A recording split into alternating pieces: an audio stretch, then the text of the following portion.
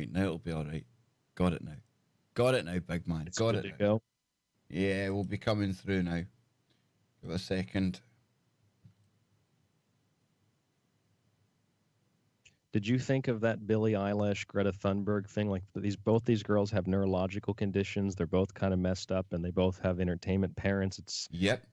I just don't think that's a coincidence. Oh, it's well, I'll tell you what, if that is a coincidence, that's like the universe just lining things up, man. That's like, do you know what I'm saying? That's like, I don't know, universal karma or something. I don't know.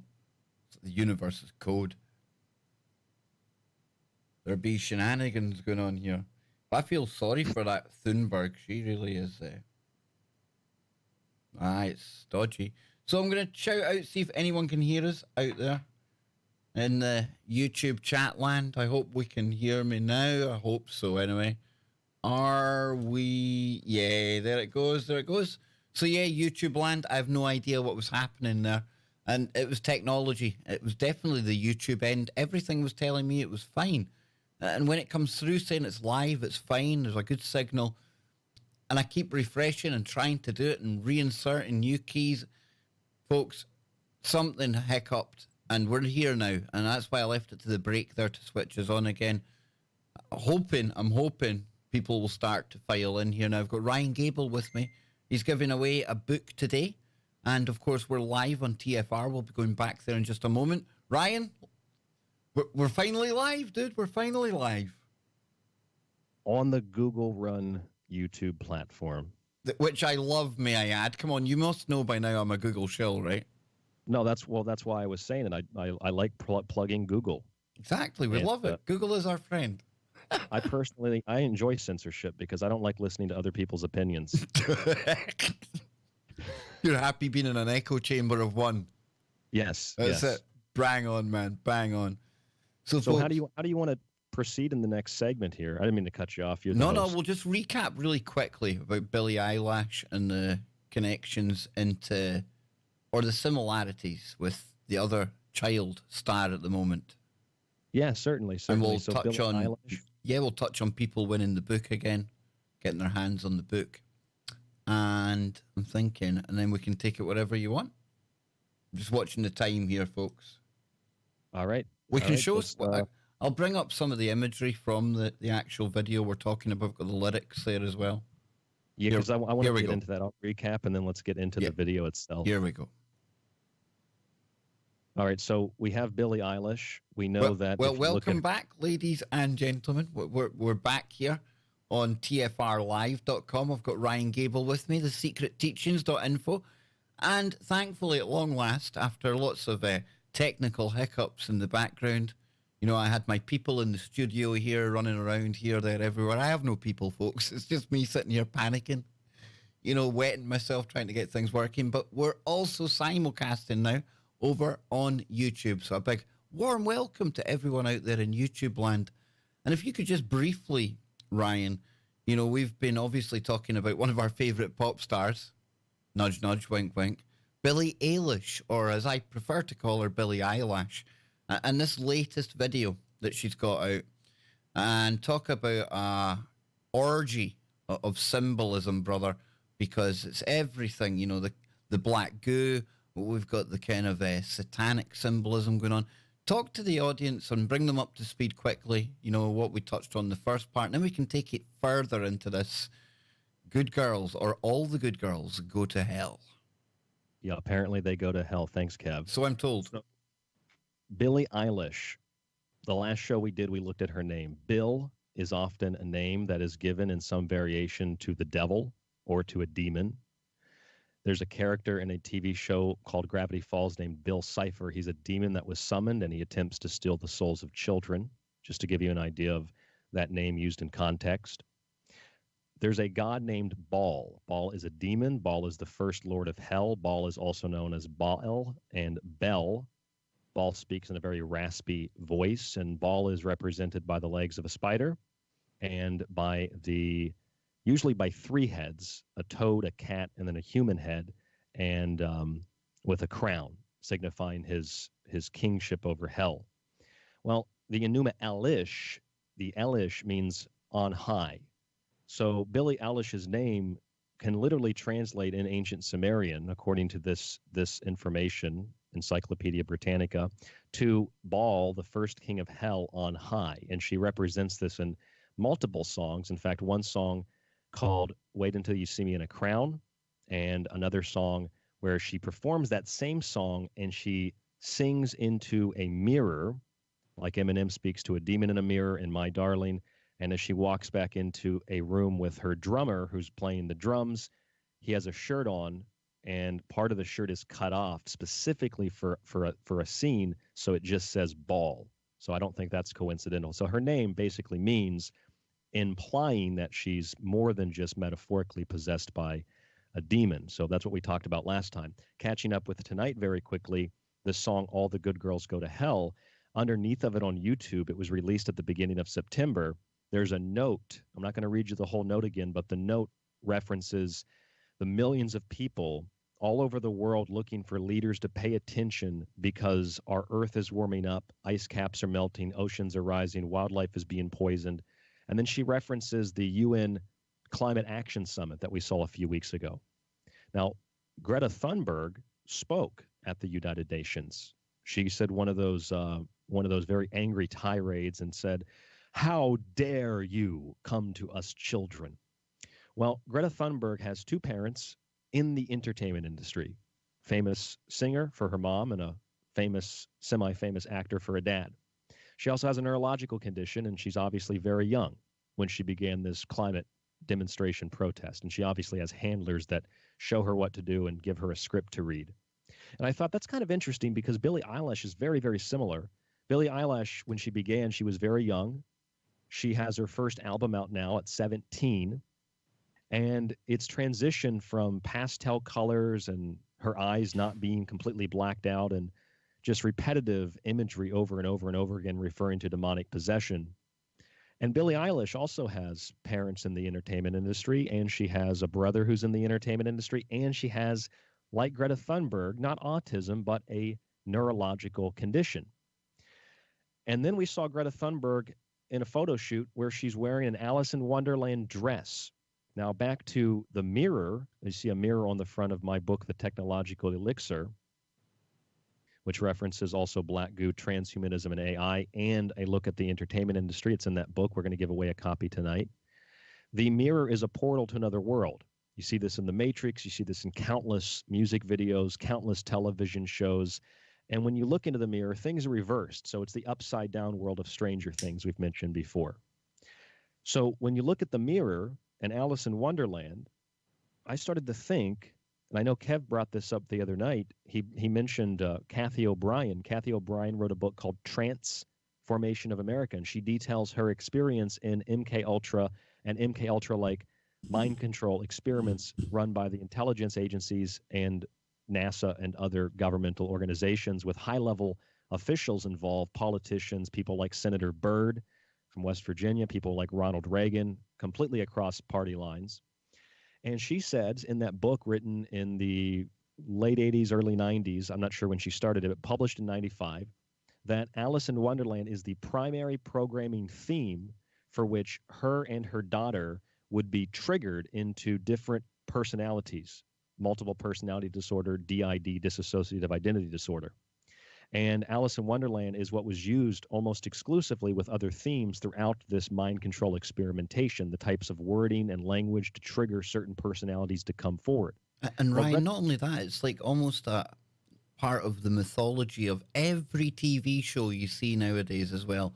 There's at least one episode is blatantly entitled Alice or Alice in Wonderland or The Rabbit Hole. There's always one, no matter what popular, especially the more mainstream it is, there's always one episode, and they always get one of the bigger name directors to come in, because a lot of these shows, I don't know if people appreciate, there'll be directors and people, they come and go, and then for finales and the first episode, it'll be somebody really big, you know. J.J. Abrams and Fringe, one springs to mind there. He would do the finales, and you'd give the kind of storyline, but it'd be guest directors. And that's what you find with this kind of thing. It's always a really important episode. And they wrap it up in this Alice in Wonderland title.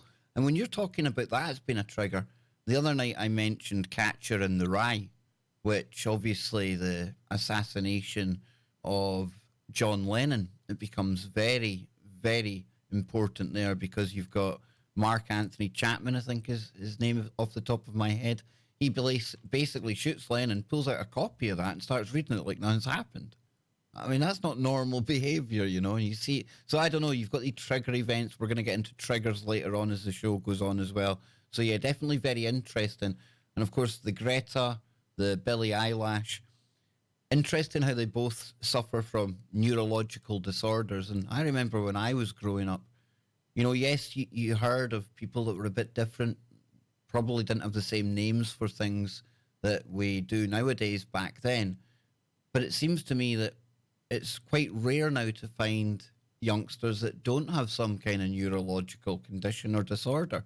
It's as if that's the new normal now. Well, that is the new normal, and that's a great observation about the other movies and TV shows and things like that with that Alice in Wonderland theme. Obviously, it was big in The Matrix and in that Bandersnatch episode of Black Mirror, but that it was intentionally built around that, not just a reference. And so Alice in Wonderland Through the Looking Glass, whether it's the mirror or Greta Thunberg, she actually did a photo shoot where she's wearing the Alice dress. It made me think when I read Transformation of America a couple of weeks ago, for the first time actually, that Billie Eilish, Greta Thunberg, and so many other kids are actually and potentially physically, sexually, and mentally abused in the household or other places. That's speculation based on patterns, but that's how you're able to come to a conclusion based on the patterns and the information that you have. But whether or not that's true, it's again speculation.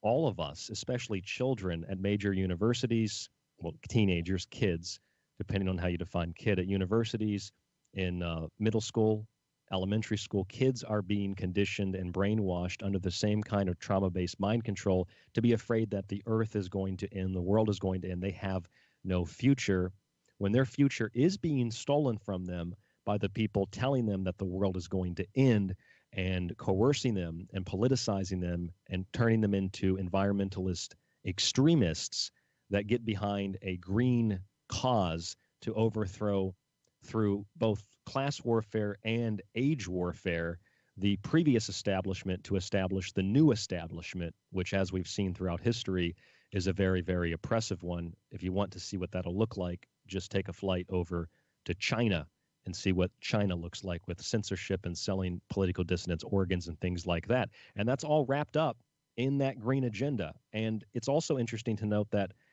not to beat up in particular on communism, but in a communist society, atheism is typically the primary religious belief, if you will.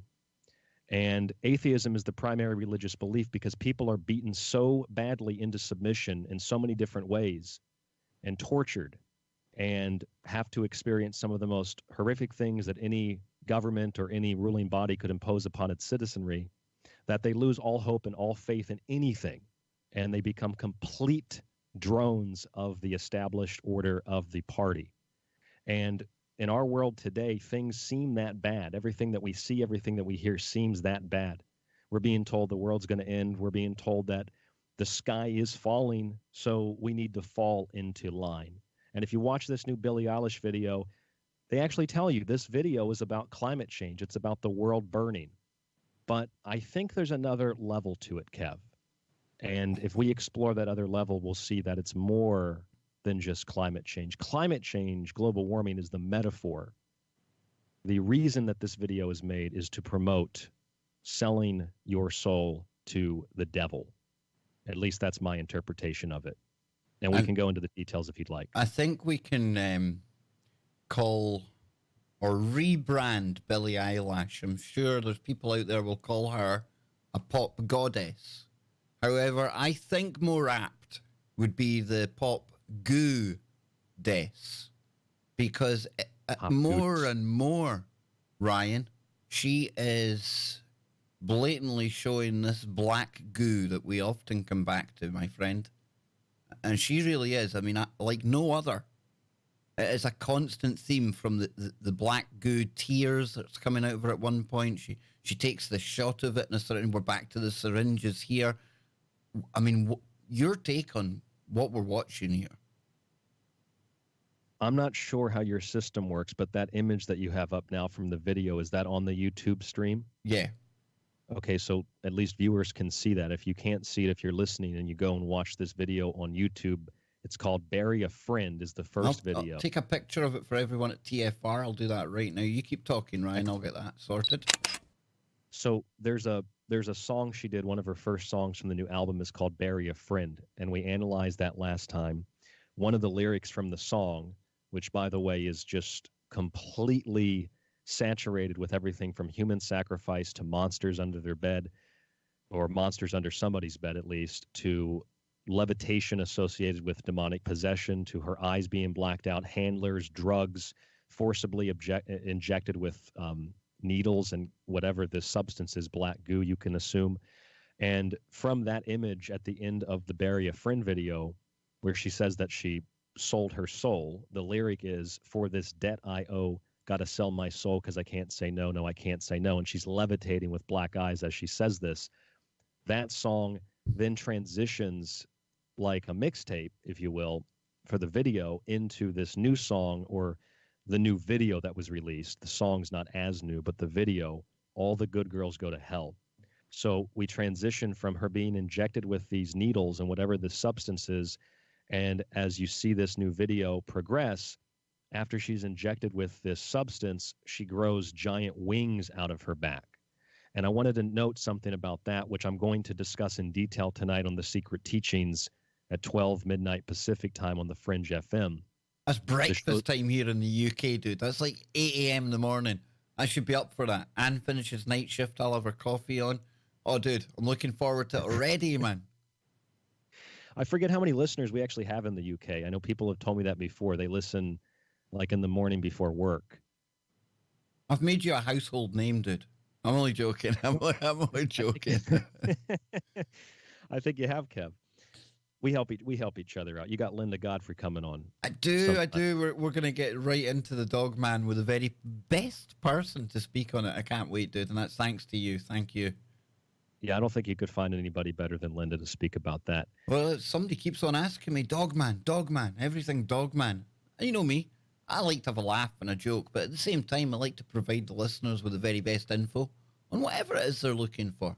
Some may like it, some may not. And I'll tell you what, when it comes to dog man, Linda Godfrey, she is the authority, I would say, right now. Just remember, the dogmen people, like any other group, Sasquatch people, they all have their own dogma. Everybody got their dogma, what they want to believe in. It's a bad joke, but I'm also serious. It's as bad as Mothman. Yeah, the Mothman shirt. If we have those on the secretteachings.info now. Yeah, a listener actually designed this for us. You can see the Billie Eilish video, Bury a Friend, which transitions to the All the Good Girls Go to Hell.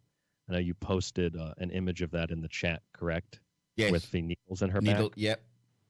So a quick note before we proceed, very quickly, I'll try to sum this up. I'm going to be talking about this tonight on the Secret Teachings. The show's called Xenomorph, which is a Greek word that means strange form. It's a name that's given to the aliens in the Alien movie series.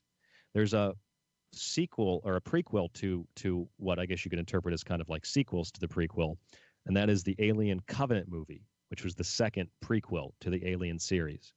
In that movie, the alien, as it transforms, as it goes through a process of evolution very quickly, it's completely white, and the way that it kneels and the way that it runs is animalistic, but also kind of demonic at the same time, the way that it acts.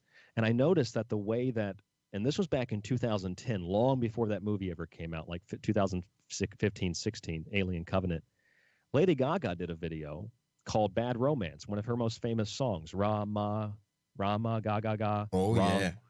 Fire, or Mel, the chief god of Egypt, and then Ma is the mother, water, Gaga is the baby. Gaga is also a dance in Israel, a specific kind of dancing, and Gaga is also a Babylonian, kind of like a Babylonian god or goddess who's a messenger like Mercury, that announces a giant battle about to take place with Tiamat. Another little interesting thing I learned actually this last week. So in that song, Lady Gaga is standing in this room, and she has it's her spine, but it looks like it's protruding from her back. There's another scene where she comes out of a capsule, and the capsule says monster on it, And as she gets out of the capsule, she has this what looks like a one-piece suit. It's all white, and she has just her mouth visible. So the white imagery is, of course, the rake. It's, of course, the Slender Man, the Pale Man from Pan's Labyrinth, the same imagery, which also references the Hat Man that you can see in that image that Kev put up earlier with Billie Eilish performing on one of those television shows.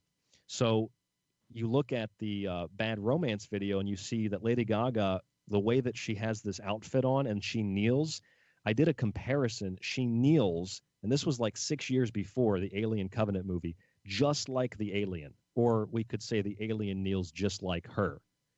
And I don't think that they took motivation or any kind of inspiration from this Lady Gaga video in 2010. At least that's my thought. But it's the same image. One's an alien demon, one's Lady Gaga. She's the monster, and she has these things out of her back. We don't do coincidence very often, no, Ryan. No we don't know. It's no coincidence. You could also look up a girl named Kerle, I believe, Curly. There might be a Y at the end. She has a song called Diamond Hard. A listener sent this to me. In the video, likewise, she's hunched over like Lady Gaga, and she has these spikes growing out of her back. Well, back to the Billie Eilish song, where she gets injected with this stuff, this black goo stuff, and it turns her into a monster. And out of her back, the same with that curly girl, the same with Lady Gaga, the same with, in the Alien Covenant movie, the alien comes out by ripping this guy's back apart, and you can see these like spikes as the head comes out, or it looks like a spike. It's the alien's head. So these wings rip through Billie Eilish's back, and she becomes like an angel.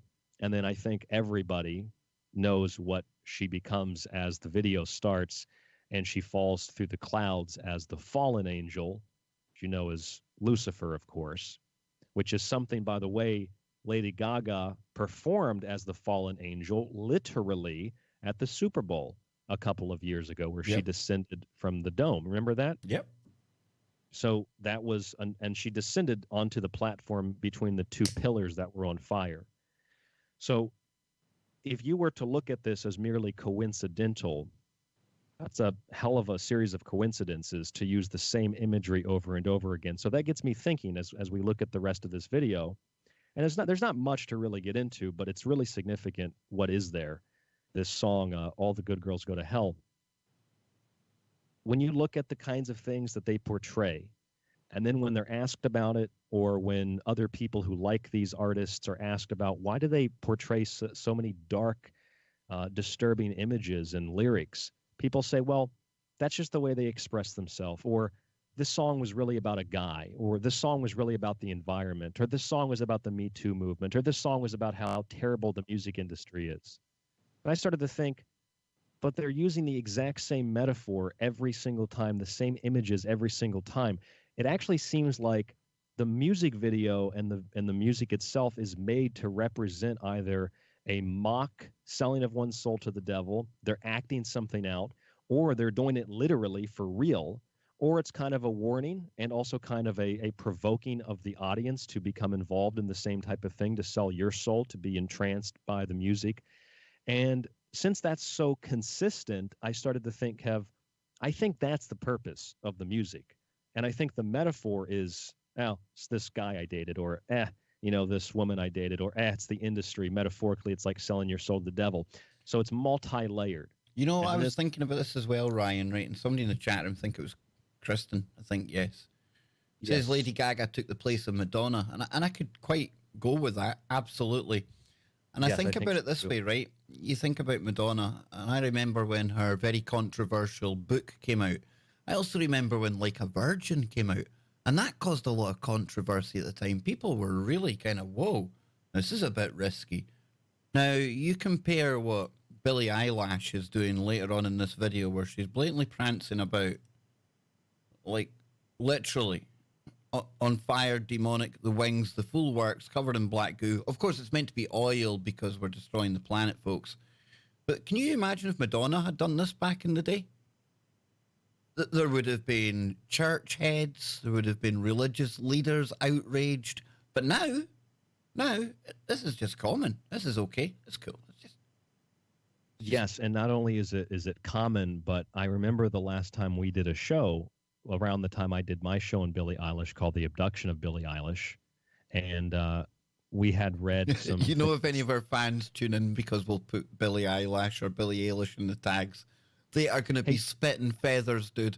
They're pardon the pun with the wings, of course, but they're going to be like, see if these guys call her eyelash one more time.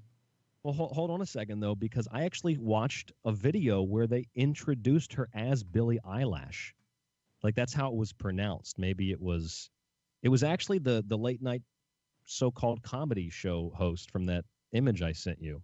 They announced it like that. So I'm not exactly sure how to technically pronounce her name, except I know that Enuma Elish is pronounced Enuma Elish, and it's spelled the same. So I imagine. Well, in Scotland, I'm totally assured it is eyelash. In Scotland, it's eyelash. I'm only joking, but it is to eyelash. It is to the KBS audience anyway. And before someone's upset though. Before we get near the break, we have been joined by the very special, the wonderful, the steeped in the paranormal woo, Mr. Scotty Lopez. How you doing, brother? Hello, gentlemen. Hello, Ryan. Hello, Kev. Billie Eilish. I'm going to go with Kev on this. I'm just going to start calling her Billie Eilish. Good girls go to hell, huh? That video, man. Wow. We watched that together, Scott, didn't we? And we were we were just kind of awestruck at just how blatant this is, you know? You can dress this up and tell people it's one thing, but I'm sorry, when you watch this, I mean, it's hard to really get away from the woo. From the black goo to the whole falling from heaven. It's all there, man. She is like the most blatant one. And whether she knows what she's doing or not, that's pure conjecture. But the people who are handling her, and I use that word very knowingly, that they certainly know what they're pushing. And there's even a link, Ryan, I think we might have touched on this last time, but the people who make these videos, you find the same characters turning up time and time again, right? Yeah, actually with Poppy, that's a very common thing with other people like Mars Argo. There's that guy named Titanic Sinclair who pops up again and again. A lot of these people have literal handlers, not just like assistants, but people that guide them and show them what to do, when to do it, whether it's in music or even in politics for that matter. So, well, there's the connection to Greta as well, because you blatantly see the same people around her in the wide shot anytime that she's photographed, you know, blatant handlers. Oh, yeah, blatant handlers. Same with David Hogg and that Selena Gomez girl. They all have handlers. I mean, kids don't set up multi-million-dollar productions that look better than the stages of like, I've seen like very famous bands that perform and they have like special events and their stages don't look like what that David Hogg kid supposedly set up in Washington. And they, get approval for tens of thousands of kids to be shipped in from all over the country and all over the world to Washington, D.C. for that gun march. It was March for Our Lies, not March for Our Lives. Just a bunch of propaganda to manipulate people into accepting an agenda that they know nothing about because it sounds nice. We want to save the planet. And that's all this Billie Eilish song is supposed to be about. Saving the planet, too much oil, too much carbon dioxide, too much fossil fuel, so the planet's going to burn. Imagine using the kids to push your agenda. Imagine that. So we'll be back after the break with hour number 2 with Ryan Gable, thesecretteachings.info. We'll be telling you how you can win a book when we come right back. Don't go anywhere. There we go, gentlemen, and we are still on YouTube right now. So I'm going to get Scotty Lopez to switch his camera on. I'll do my Steven Spielberg bit. J.J. Abrams, I'll work my magic. Get the stream all sorted. See, here we go. So if I slip, we don't even need that one there. We go to this one here. Oh, I remember now. There we go. We're ready for you, boys. So yeah, we've got Scotty in a good show today, Scotty. And I don't know what happened at the start of this show when it came to the simulcast, but everything went wrong, dude. Everything went wrong. But thanks to Ryan being the ultimate professional that he is, we managed to recap it all in about 60 seconds for the YouTube audience who joined us after the first break. And as you can tell, we're getting into the whole Billie Eilish, stuff like that. Really, really good follow-on show from me and you today earlier, man. Yeah, and I have an interesting update on Stoll actually while we're on break here with the YouTube audience. Uh, my dad informed me that back when he was young, him and his friends used to go out to Stoll and party. So, Not the place but I'd have he, chosen for a party. huh? Not the place I'd be going for a party. I tell you that right now, Scott Lopez. That Oh, was hell that no. that was a quite a popular destination for, you know, people, kids in high school and college to go out there and. Ever heard of that place, Ryan? Stull, Kansas? I have not. What is it? Oh, dude, it's like ground zero for paranormal ooga boogas everywhere, dude. It's like one of the alleged, or it is allegedly, one of the rumored 7 or 9 gates or circles to hell. Yeah, good woo, man. Never heard of that before. How do you spell it? Stull, Stull, Kansas. You'll get a lot of information when you pull it up, man. It's wild. It is wild. Yeah. Kansas. Haunted cemeteries. All right, I'll have a look at that after the show. Yes, Yeah, very interesting. When we come back, we should. It's not going to take long to analyze the entirety of the video. I know we're still on YouTube, but Yeah. waiting for the audience. Just get my camera in there. Working your movie production skills there. I've just got to keep taking deep breaths, not let like the time put me off or anything. There we go, boys. There we go. Look at that. Look at that. See, he's a pro. He's an absolute OBS OG. The OG. Flying by the seat of my pants. You'd have been saying that if you'd seen the first segment, Scott. I'm telling you, man, it was grim. It was pretty bad, dude. I apologize to everyone out there for that. I'm thinking, you pesky people in the chat room, of course it's working. YouTube's telling me it's working. It must be working.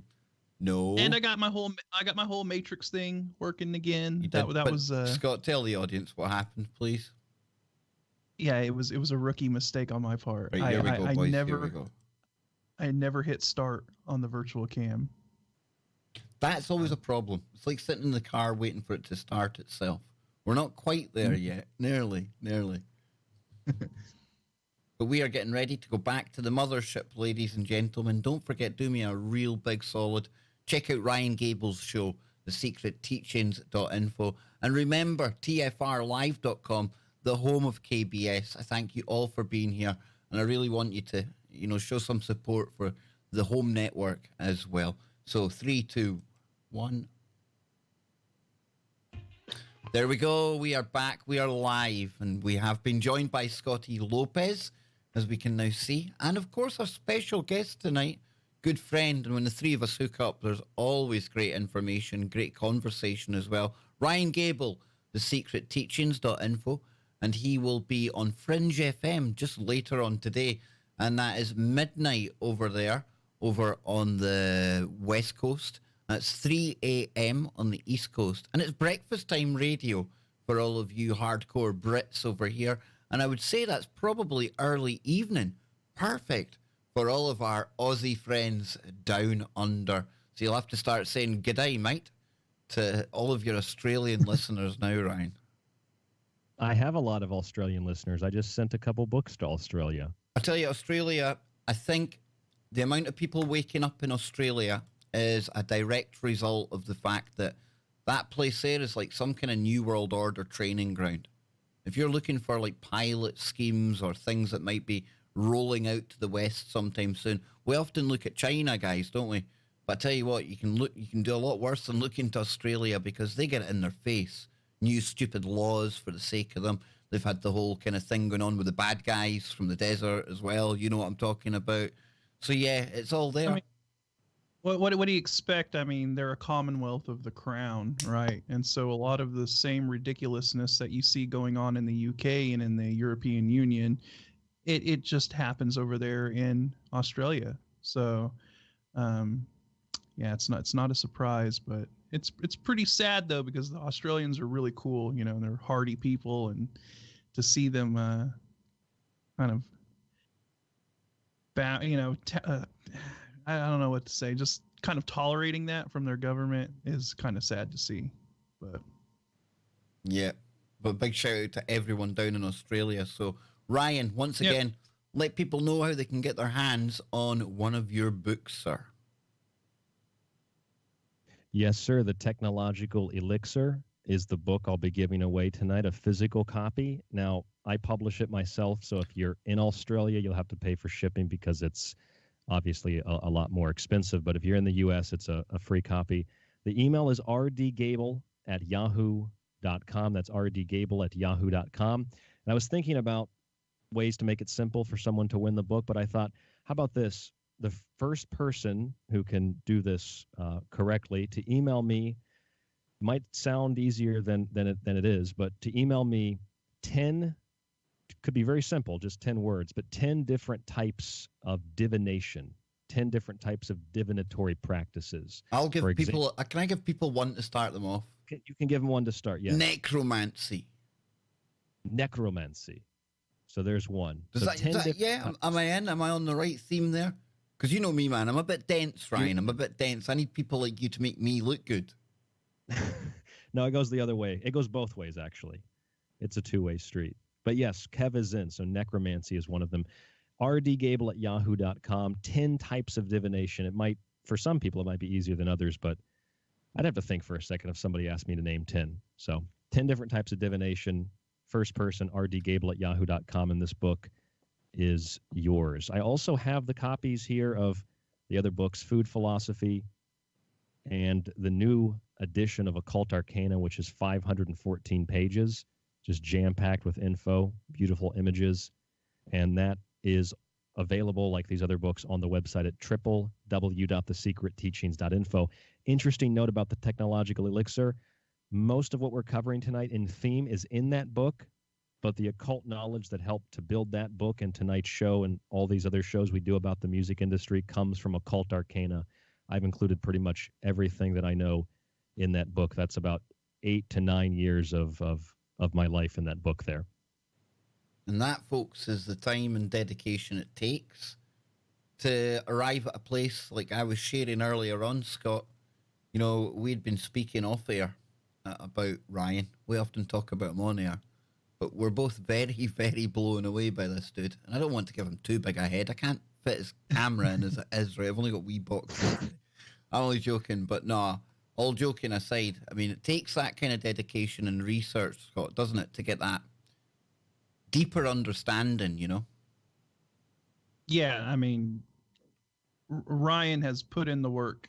He really has, and he really knows his stuff. And, you know, my knowledge is absolutely minuscule compared to what Ryan knows, you know. And, you know, we were saying earlier today that, you know, it's just, he's going to get even better from this point on, right? I mean, you already have an amazing wealth of knowledge, you know, in this field of your like occult research and stuff like that. And so, you know, I'm not, you know, I'm not trying to exaggerate or anything like that, but I really do believe that, you know, you're going to be like a major player as time goes on when it comes to this kind of knowledge and stuff. So, yeah, man, kudos. I appreciate that, but I also must add, to be as humble as possible, a lot of the things that I've discussed on some of my music shows recently, I put the show together, but I have listeners that send me emails, and I've had maybe 4 or 5 in the last 2 days. They've sent me emails and showed me things that I've never seen or I didn't think about, and they pointed them out to me. And it is amazing. It is amazing. You know, just the information that can come out of left field from sources that, you know, just kind of pop up out of nowhere, right? Like listeners, yeah, exactly. and people like that. And well, I think it's cool, really good, know? Scott, because think about it this way, guys, right? At a time when we're being corralled towards artificial digital hive mind, you've got the organic version in effect here, because you've got Ryan pulling on the collective kind of knowledge base of him and his listeners. And at the same time over on Discord, and I said I always wanted it to be like this, you know, It'd be somewhere we could all go and hang out, and also somewhere where we could share links. And I could never have come across the amount of links that are in there in a bajillion years, let alone cover them all. But I tell you what, it's almost like you have that hive mind thing going on in the collective thinking, albeit unconnected, without this technological kind of bridge to take us into the AI. I think it's amazing, but no coincidence, Ryan, that more and more people are forming these kind of, some people call them soul families. People are being drawn together at this time for whatever reason, some groups bigger, some groups smaller, but all of them on that same frequency. And when you have that pulling together, like you say, it's like the shows build themselves. Everyone's a part of it. Certainly so. You can call it whatever you want. Some of the names that are given to that, I think, are kind of funny. I laugh at them. But the things that listeners send me, it's usually in very good, spirits, and people just want to honestly share something that they learned and didn't know if I knew. And a lot of the time I don't know. I didn't know. And so I incorporate that into a show. And yes, not everything I'm sent, but 9 out of 10 things, 9 out of 10 emails like that, very positive. I had a listener send me some stuff about The Lady in Red, the show I did last Thursday, and some listeners that sent me some new videos. In fact, this video that we're analyzing tonight here, All the Good Girls Go to Hell, I did a show where I talked about the song, but didn't see that the video had come out. And a listener sent it to me and said, I know that you did the show already, but here's the video. They just released it. Have a look at it. So it's all because of the listeners that I'm able to do what I do, and that's a sincere thing. I know it's the same with you, Kev. Big time, big time. Crowdsource the info.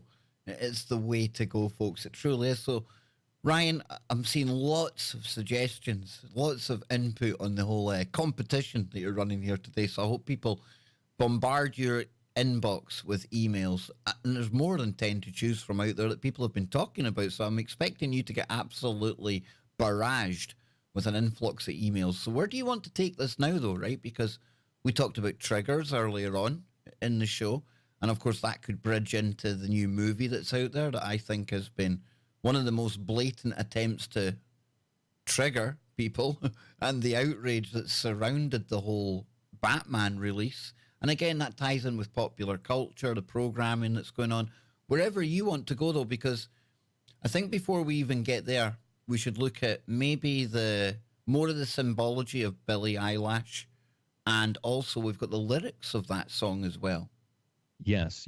Let's do both. See, I almost forgot things. there, Ryan. I almost forgot where we were going, but I pulled it back. I remembered. I caught a glimpse of that demonic-looking imp thing, eyelash on my screen, and she was pestering me, dude. And then you just lose track of your thought. It's easy done. And it's like a siren sound. Yeah, not good. Yeah. So let me also add very quickly. I'll do the first email that I get with those 10 forms of divination. You'll get the book, but the second and third emails I get, I'll give you a digital copy of the book, because that won't cost anything additional to me or to you to send you a digital copy. So first 3 emails, first person gets the physical book. So this song here is All the Good Girls Go to Hell. And it's essentially, I don't know if you knew this or noticed this, Kev. I spoke kind of quickly the last segment, or if you heard me mention this, but this song is a visual continuation of the Bury a Friend song. It's like episodes. You could finish one and boom, you're right into the next one. Right. It's like a mixtape. It just kind of mixes all together. And anyone that watched the previous shows that we've done, I mean, you can really probably get a kind of appreciation for what I'm talking about here when you see that image on the screen right now. And it's the one with that I sent to the TFR chat as well, folks. It's she's about to get her shirt ripped open, and it's the syringes again, right? These syringes, guys. It's the syringes injecting her with poison, like the poison apple or the poison tea that the snakes give Taylor Swift and Look What You Made Me Do, which I'm going to mention here in a moment because it kind of connects to this song, to this Billie Eilish song, and so does a Coldplay song connects to this song. These are just 2 others that I wanted to mention, but there are numerous others. In this image where she has her shirt ripped off, I mentioned this on my last show about Billie Eilish, which was last week.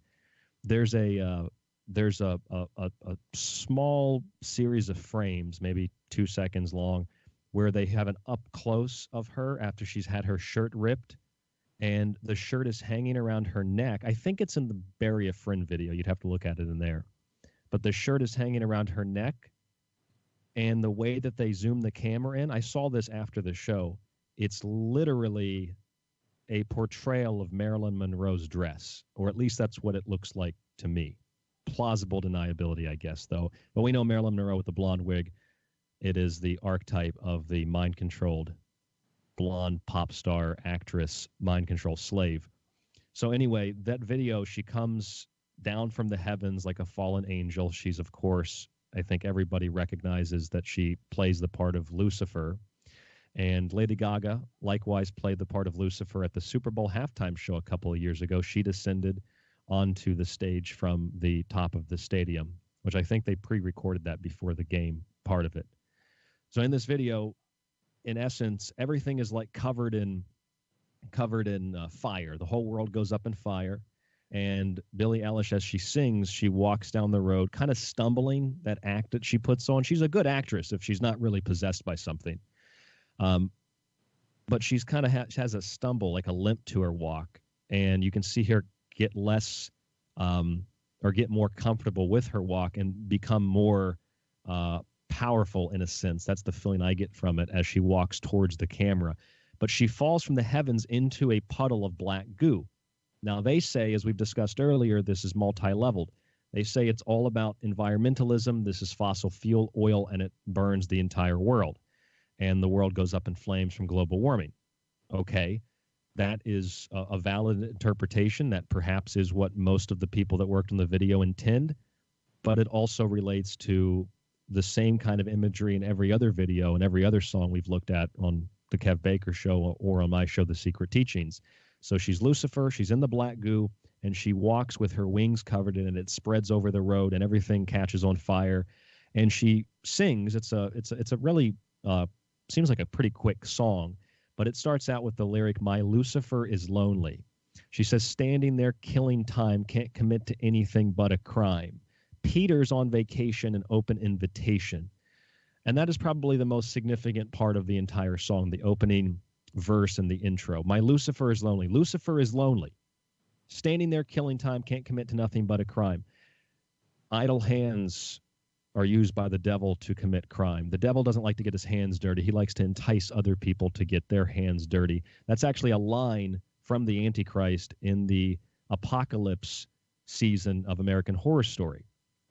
And it's the theme of the devil enticing other people into doing his crime. The devil can't commit to anything but a crime. The devil is the devil, in a sense. Peter's on vacation, an open invitation. Now, I wonder, unless this girl was raised like hyper Catholic, or she got into like Catholic myth, if you will, I find it weird, like these artists constantly reference St. Peter or they reference keys. Billie Eilish has done songs where she has a chain around her neck with a lock on it. Obviously, the opposite of the lock is the key to unlock the lock. The lock keeps her a prisoner. In this song, she says Peter's on vacation. Peter is the guardian of the gates of heaven. If Peter's on vacation, well, then nobody guards the gates of heaven. So it's an open invitation to, in a sense, raid heaven. And the song goes on to kind of insinuate and imply that you can't take anything to heaven with you. So you can't have your friends in heaven. Lucifer's lonely. Join the dark side, in essence, is the way that I interpret this. But there are, of course, other interpretations. Peter's on vacation, so nobody guards the gates of heaven. Now, I took that lyric because I heard this in the Coldplay song, which Coldplay, by the way... That's exactly what I'm sitting here thinking about. I'm thinking, wow, this is quite prominent in one of my favorite bands' kind of songs, and that's Coldplay. And remember, Kev, he performed this at Super Bowl 50, the Golden Game in San Francisco, the Golden Gate Bridge. The gate, the bridge is like the mirror. It's a portal. It's a gateway to another world, the black mirror, the mirror itself. And there's that chorus, "I hear Jerusalem bells are ringing, Roman cavalry choirs are singing, be my mirror," even uses the word mirror, "my sword and shield, my missionaries in a foreign field." For some reason I can't explain. I know St. Peter won't call my name. If you look at images of St. Peter, or one of the papal crests. It has a gold key and a silver key. The silver key represents the material world or the world of man, and the gold key represents the gates of heaven. So obviously, if Peter isn't there, there's no one to guard the gates of heaven. Heaven will be overrun by the legions of demons and the hordes of supporters of the devil. Then I was listening to Look What You Made Me Do, which if you're interested in this analysis of the music industry, watch that song. Wow. Multiple personalities. She also does what Coldplay does when he throws out his arms. Yep. And Coldplay did that at the Super Bowl when he's standing on a gold cross. She does the same thing on a cross, but they say, no, it's not a cross, it's a T for Taylor. Oh, again, double meaning. So she has all these personalities that crawl up to try to become the dominant personality. She's got like MPD. There's a now, Ryan, song that, hold on 2 seconds there, 'cause I know Scott's wanting to ask you something. Well, this theme of everything burning, in this video, it made me think of another video, and this is from a long time ago. This might have been in the 90s or the early 2000s. But remember the band Hole, with Courtney Love? very vaguely. She was married to Kurt Cobain. Yeah. She had a video called Malibu. And in that video, everything around her is on fire. All the palm trees, everything is just burning, and it just made me think of that. And I've never looked into the lyrics of Malibu or what any of that represents, but it's the same theme of everything being torched, everything on fire all around her. And I mean, Courtney Love, she's, heavily, big in the music industry, obviously. And, you look into, the circumstances surrounding Kurt Cobain's death, and it's very iffy, right? Did he really commit suicide, and was she involved? And there's just a lot of questions, revolving all around that. So I just thought I would bring that up because you're right, Ryan. I mean, this is a common theme in music videos, and it's just not recently. I mean, you're seeing more of it recently, but I mean, it even goes all the way back to like the late 90s and the early 2000s as well. So I thought I'd bring that up. And of course, the next big reset, boys, is Joda, or Joa, as we always call him. Keeps telling us it's not going to be by water like the flood last time. It's going to be by what? Fire. Fire. Yeah. Well, I was going to come around to that. That's a good observation, and that is, in essence, the bridge or the link between what you mentioned with the Joker earlier, Kev.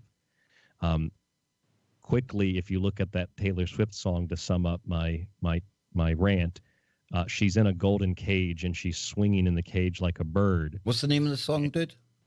Look What You Made Me Do, where she also has the imagery of the sex kit mind control. She wins a Grammy after she crashes her car and she just basically destroys her personality. So did you say it's towards the end, yeah? That's about halfway through, somewhere around halfway through. She's in a giant cage. But while she's in the cage, she's controlled, but she has like lobster and champagne, and there are handlers and guards around the cage. And she says, I don't like your kingdom keys. So she mentions the keys as well, the kingdom of heaven. I don't like your kingdom keys, or the kingdom of hell. They once belonged to me. You asked me for a place to sleep, locked me out, and threw a feast. So you can say, well, that just represents like some guy she dated. Okay, I think the guy is the metaphor. I don't like your kingdom keys. They once belonged to me. Someone else now has possession of her mind. You asked me for a place to sleep, locked me out, and threw a feast. It sounds like she's possessed, at least in theme with these other songs. And at the beginning of this video, the real Taylor Swift physically is put into the ground, and a zombie alternate personality Taylor Swift comes out of the ground. And towards the end of the song, there's a close-up of Taylor Swift holding a phone. And she says, I'm sorry, the real Taylor can't come to the phone right now. Why? Oh, because she's dead. So the killing of one personality, or the splitting of the personality, which is often symbolized by the black and white, usually in hair or in clothing. You can see that in a song by Sabrina Carpenter, a song, I think it's called LSD by Sia, S-I-A. So you're going to find all that imagery there, and that is, in a sense, breaks down the Billie Eilish video with the black goo and the fire. But back to what Scotty said about the fire. I I've never really been a comic book person, but I do know a lot about the Joker, and I liked the Christopher Nolan Batman movies, and I enjoyed the second one immensely with Heath Ledger as the Joker. And there are some really great lines in that movie, including where Michael Caine, playing Alfred, explains to Bruce Wayne, Christian Bale, that some people can't be reasoned with, some people can't be bargained with, some people don't want anything logical like money. Some people just want to watch the world burn. And that archetype comes up time and time and time again. That archetype is, of course, I'll give you a really great segue into what that archetype represents. If you watched the American Horror Story, I just happened to watch the Apocalypse season a couple of weeks ago. I've got it downloaded on your recommendation. Just trying to find the time, yeah. I'd say it's like it's like a 7.5, 8 out of 10. It was pretty decent though. It came around full circle at the end of the 9 or 10 episodes. There's a scene where Sarah Paulson's character is laying in the rubble of a completely destroyed world, and she has this vision where she looks up and she sees a guy in a cloak standing there, and he's laughing basically as the world is turned into ashes. And I have a clip of it that I put into a compilation for my show called Clowns of the Apocalypse. And that man, you find out, is essentially the Antichrist. He is the Antichrist. He brings about destruction to the world by fire, by nuclear warfare. And his face was, and she specifically says his face was demonic, his face was white. Well, that destruction, that chaos is represented in the character of the Joker. The clown, the white face. Carl Jung calls the clown, or calls the Joker, kind of that character, that theme, calls it the shadow. It's the destructive element in each and every one of us that we find some kind of connection to the Joker character. But good typically overruns the evil, except in Batman, of course, you have the unstoppable, uncorruptible Batman versus the Joker, or the unstoppable Joker versus the immovable object in Batman, which was one of the ending scenes in the second Batman movie. And the Joker character, in essence, just simply represents chaos, destruction. Well, now you see the new Joker film come out. You see the same archetype. Personally, I thought the movie was kind of trite. I thought it was very overhyped and wasn't that great of a movie. That's my opinion. And at the end of the movie, the whole city is essentially burning, and the Joker, with his pale white face, there's the pale man, the white monster again, stands up, and all these hordes of supporters are ready to execute his every command, and he takes over as, the Lord of Chaos, Lord of Destruction, God of Death, etc. And that character is portrayed as an archetype and also as a literal portrayal in various movies and TV shows and songs, but it's done in a way where it's not just like, hey, we could look at this from a Carl Jung point of view. We could look at this from strictly a mythological point of view. Well, they obviously got that imagery from there. Well, we know where certain things come from. We maybe can understand the psychology of it, but why it's being used and why it's being placed in specific instances in certain songs with certain lyrics, and it all kind of comes together. It's just something I've said before. You pay attention. Entertainment means to be entertained, to direct your attention. You pay attention with your energy. You pay with money. Money is currency, which is energy. And this helps to manifest these evil things that are shown in the TV and the music, I think. And where attention goes, energy flows. We will be right back. There we go. Gentlemen, we're on the break with our YouTube buddies. 200 people over there. After our very, very ropey start indeed, pardon me. I'm going to go and grab a coffee, boys. So I'll leave these absolutely amazing, tremendous people that are the change in your fine hands here, okay? Awesome.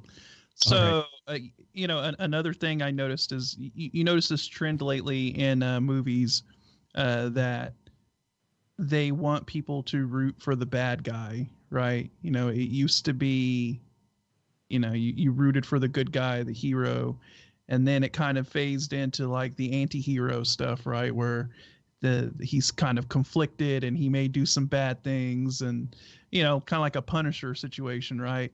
Where you root for the Punisher even though he's kind of just extrajudicially going around, vigilante style, just murking everyone out, right? And so Dexter, right? Dexter, yeah, another good one, right? You're rooting for the serial killer because he's a serial killer, right? And so you start seeing that pushed a lot more, and now it's kind of culminated into where people want to root for the Joker, right? They like the Joker, even though he's this chaotic, bad dude, right? And it kind of started with like the Heath Ledger representation of it.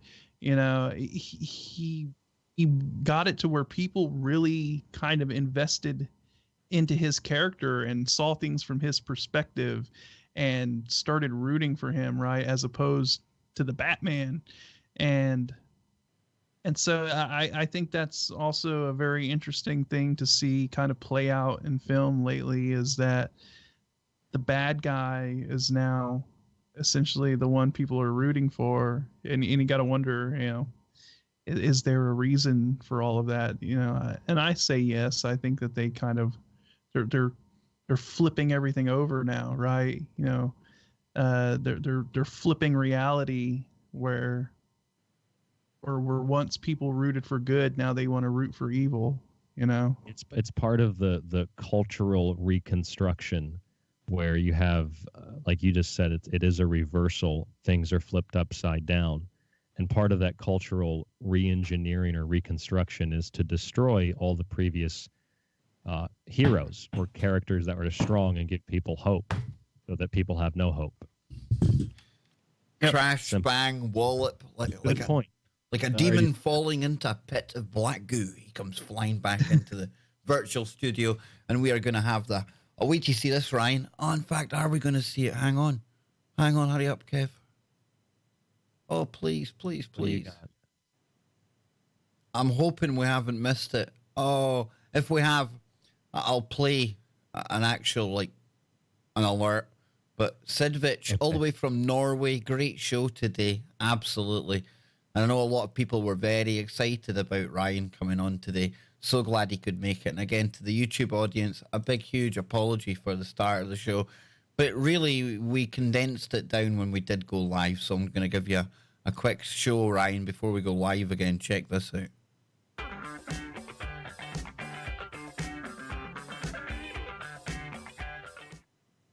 This is a test super chat alert for £56. So that's what should have happened when Sid donated there. Sid, thank you very much, sir. We're going back live now to the mothership. Stand by, folks. I tell you, I don't know how I remember to do all these things at the right time. And as we've seen at the start of today's show on YouTube, it all went wrong. Here we go. Reflex. Welcome back, ladies and gentlemen. Can you believe it? It's the final segment already of today's Kev Baker Show, and the final segment of the Kev Baker Show here on TFR Live for the week. And what a way to finish off. What a brilliant week we've had here with our good friend Ryan Gable. Now, we've been getting into all things Billie Eilish, her new song, All Good Girls Go to Hell, the black goo, the symbology that's contained within that.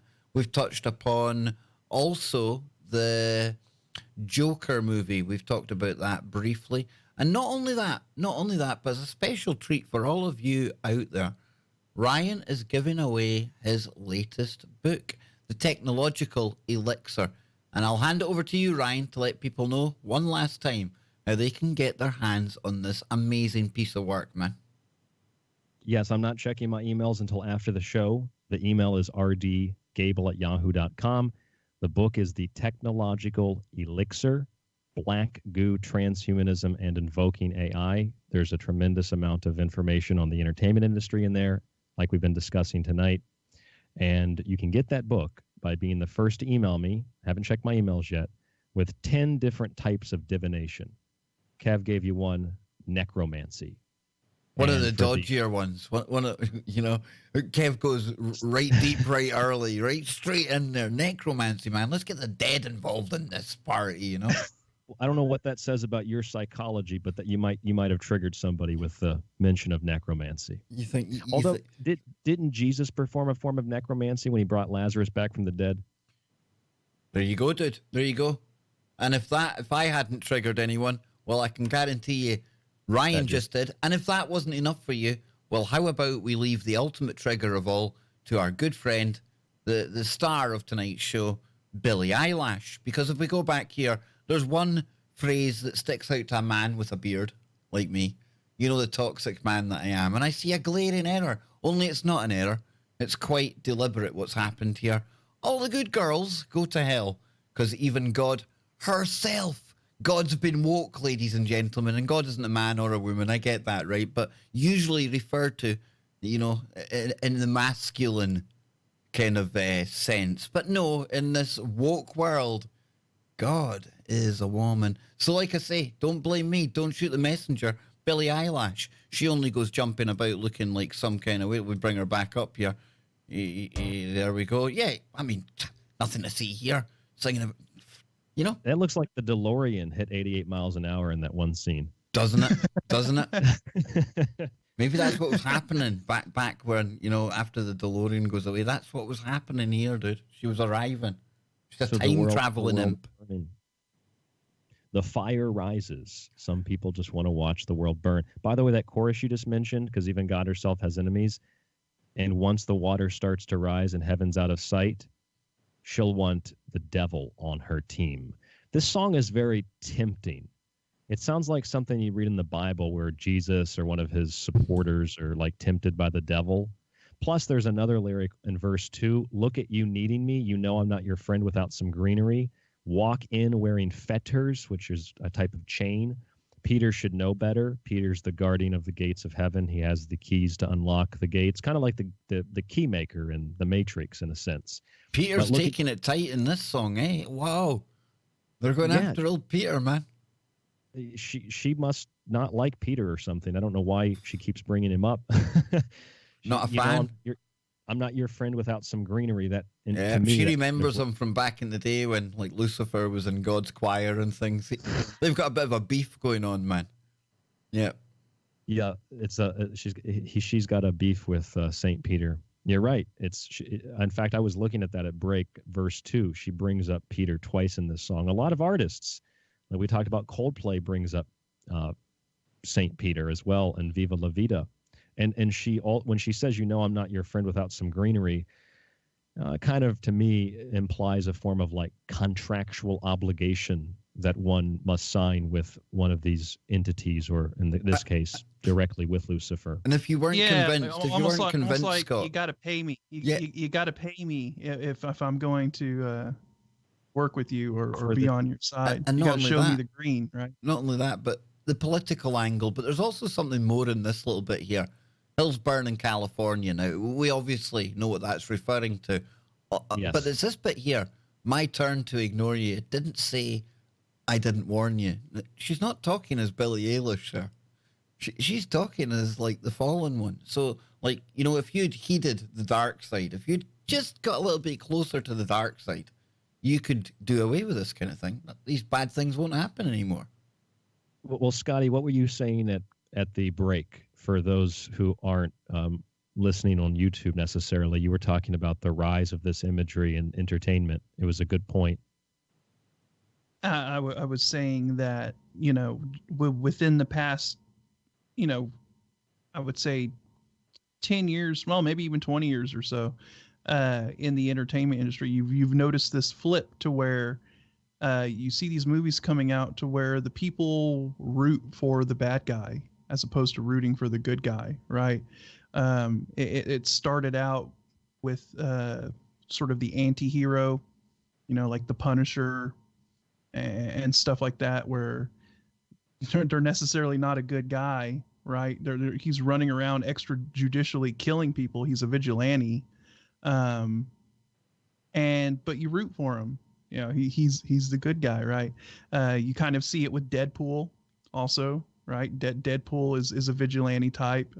He's not necessarily a great guy as far as his morals are concerned, right? And then I think you just see it culminating with the Joker, right? He's like the ultimate bad guy. I mean, he literally represents, you know, chaos and destruction, right? Like you said, Ryan. But people empathize with him and are actually rooting for him, and you saw it in the Dark Knight series, when Heath Ledger was playing the Joker. I mean, look at how the memes are still flying around, right, on the internet with Heath Ledger, representing the Joker with his taglines, his little sayings in there. People were really going to see the movie because of the Joker, not really to watch the movie because of Batman, right? So, yeah, like I said, it's this inverse. It's a flipping of kind of like people's morality in a way, right? Where they used to once root for the bad guy, now they used to root for the good guy, now they root for the bad guy. That's that overturning of societal moral norms and conditions, and it's the destruction of cultural icons and heroes to take people's hope away from them. Nothing can save you. I don't really study Carl Jung, but I looked at Carl Jung when I did my couple of Joker shows the last few weeks called Shadow of a Joker and Clowns of the Apocalypse. The secretteachings.info, you can find them in the archive. And Carl Jung talks about the Joker character, or this chaotic element inside of us representing, they call it the shadow, kind of like the shadow monster in Stranger Things. And there's a balance, though, that should be reached between, and this is greatly represented in the Batman trilogy by Christopher Nolan, especially that last Joker scene where the Joker's upside down and Batman is talking to him. And he talks about how even though he couldn't necessarily entirely corrupt Batman, he did take the societal image of all that was good, the white knight of Gotham. And as the Joker says, I brought him down to our level. See, it wasn't hard. Yeah. As you know, madness is like gravity. It just takes a little push. So he didn't necessarily prove all of his points that people are as bad in situations where there is potential chaos, but he showed that even the best of the common person could be corrupted. And so Batman, towards the end of the movie, they say that he's not the hero that they need. He's the hero that they deserve. In a sense, it kind of represented, which most of Nolan's movies do, it shows a very dark side of the good guy, and it shows almost a light side of the bad guy. It kind of brings balance. And that made me think of Star Wars, bring this prophecy of bringing balance to the Force. And Anakin Skywalker did bring balance to the Force. He just brought it to the dark side. And I think maybe this is just my mind running wild. I don't know what you guys think, but I feel and I think that a lot of this is intentional to coax the shadow out, to coax the monster out from underneath of the bed, the monster out from the shadows, and to make that monster dominant. So you literally do create a society of absolute chaos where there isn't even human decency, and it allows and then glorifies characters like the Joker to manifest in real life. Yeah, exactly. No, I think you're spot on with that. And, when you were talking about the Joker's, dialogue with Batman at the end, talking about that, he can even make the most, corrupt even the most, wholesome of individual, right? Or push society in that direction. It's almost like it was a metaphor for what was really occurring in real life, right? He was basically, it was like revelation of the method in a way. He was essentially saying to Batman what the movie industry is actually doing to society as a whole, right? Because like I said, now we have people rooting for the bad guy. We have people rooting for the anti-hero. We have people rooting for these characters that are engaged in very, very sort of shady, moralistic sort of activities, right? I mean, and people are like down with it, I mean, look at the show like Breaking Bad, for example. I mean, it glorified drug dealing. It glorified Ozark is another one, or Dexter. Yeah, Dexter. Yeah, you're rooting for the serial killer just because he kills other serial killers. But does that make him any better? No, it doesn't. And so yeah, you're just seeing this this thing where all these kind of dark TV shows and these dark movies are out, and really, the people being held up as like the main character that you're supposed to be rooting for are not really good people at all. Plus, at the same time, you've got the whole Twilight supernatural thing that's risen over the last decade or so as well. Where we're literally the supernatural bad guy has become aspect. has become the good guy. They've made it cute and nice to kind of like Poppy. They like made it Teen cute Wolf, and nice. the series, Scott. It was like a teenager's struggle dealing with his shape shifting, side that he's got to deal with when the full moon's out. They made vampirism cute because when the sunlight hits them, they get all sparkly and they just kind of fly away. And going on in the chest. Yeah, and it's all all nice, and the vampire's all cute, and it's all this love story situation, and they've drawn teen girls into getting into vampirism, right? And I mean, look, it's like the same with Harry Potter, right? It got kids into spells and magic and things like that. Understanding or context to what those things mean or imply, and that's what's dangerous. That's the same thing with coaxing the shadow out of the or coaxing the monster out of the shadow or out from underneath of the bed, and making that the dominant, kind of like MPD, making it the dominant personality. So there isn't even a balance. There isn't like people that are morally good, people that are morally corrupt. It's just people that are morally corrupt. And if you're morally good, or if you question the morally corrupt in any capacity, you are considered the enemy. Mm-hmm. And anybody who questions the nature of the new paradigm, very much like communism, even if you're silent, well, silence is not acceptable. You have to denounce any enemy of the state, or you will be rounded up, tortured, beaten, and killed. And that's the same kind of imagery and ideology that is being portrayed in the Joker. And you could interpret that new film either way. The new Joker by Todd Phillips, who had said that this new woke Hollywood has killed comedy. And so he kind of showed that in the movie, it's the terrible nature of society that drives the Joker to commit these acts. It's not just a random act of white male supremacy that goes out and kills people or wants to harm other people and feels justified because of it. It's because of the way that other people treat each other. But then you can interpret it as this is a promotion and a glorification of mental illness. It's a glorification of people who can't connect with others, who don't have relationships, who can't even trust their own family members. And so they become completely psychotic. And that, in a sense, was portrayed in the Joker. And I made an interesting observation. I'm sure a lot of other people have made this observation too. Initially, media and critics tried to say that the Joker character in this movie represented the involuntary celibate community, the incels, which were mostly right-wing, white supremacist, entitled kids. But it's funny because you ever hear that adage, the left can't meme?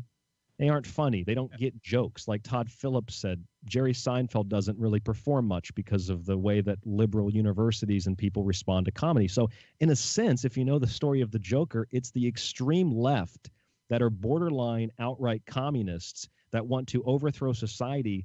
It's a form of anarchy. These are the people that aren't funny. They're failed comedians like the Joker. They literally dress like clowns with the kinds of things that they put on their body and their face and the types of things that they say. They don't know how to communicate.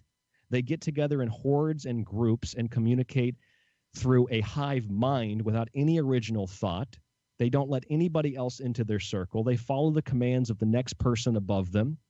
And most of Antifa, which is essentially glorified by the Joker and his mobs of supporters at the end of the film, most of Antifa is exclusively like 90+% white.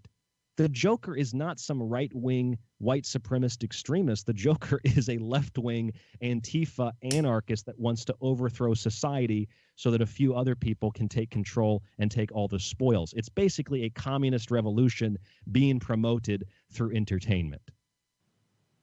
Agreed. And over here in particular, because I'm in the UK, there's another branch to this. Obviously, you've got the climate protesters And I'm sure most of these climate protesters really do think they're out there. You know, their action is designed to save the planet, where in reality they're being used, Ryan, as like useful idiots to bring in the same agenda that you're talking about here with Antifa. You know, it's the same system at the end of the day.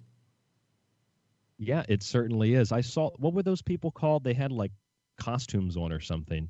Oh, you've got the Extinction Rebellion is the name of the group. Yes. The Extinction Rebellion. And yeah. I was also saying how, you know, isn't it like, don't people really kind of scratch their head when it comes to an old fire truck being allowed to drive through one of the most surveilled and locked down cities in the whole of Europe, right up to the front of a government building, pull up, start spraying it with an unknown substance at the time. Yeah, we know it's fake paint now, but they're allowed to do that. And not only that, there just happens to be the world's media all cordoned off and waiting just conveniently to take all the pictures that went around the world. Can you not see how this is staged by the same people that they say they're up against, folks? It's absolutely ridiculous. Yeah, it's just like when CNN came to the Roger Stone arrest. I don't even like Roger Stone, but they set the whole thing up there. They're like an hour before he was arrested. Yeah. It's a setup. I mean, it's just like with David Hogg and the giant stages and the tens of thousands of people going out to protest. You have to have money to set that up. You have to have expertise to set that up. It doesn't just happen. I mean, maybe a lot of people more than I think realize that, but it's just Ryan, ridiculous. are they turning the lights out on you where you are? Is it like an eclipse? I was just looking at that. It's getting a little bit darker here. I actually thought, Scott, we were going to have to start having a seance to get in touch with him there for a minute. I have the same problem. My room gets really, really dark once the sun starts going down. And you see, boys, you have to buy the second sun. It's the YouTuber's friend that's my second sun is illuminating the green screen behind me, but I have to get a. There's me without the second sun. It's not good. Yeah, I got to get a third sun, I guess. But. Well, we're almost running out of time, and before I forget, Ryan, I mean, we've still got about 8 minutes or so left, and one thing I will ask you on the back of the Joker talk is, and something I noticed, doesn't mean it's real, but it almost felt like there was a determined push to try and trigger one of these incels that you were talking about. And myself and Scott were looking at an article where the opening weekend, I think it took about $100 million, something like that, pretty decent. You know, but it almost sounded like they were disappointed that none of these threats or perceived threats had kind of come to fruition. And it was almost as if, you know, nobody got triggered. What a bummer.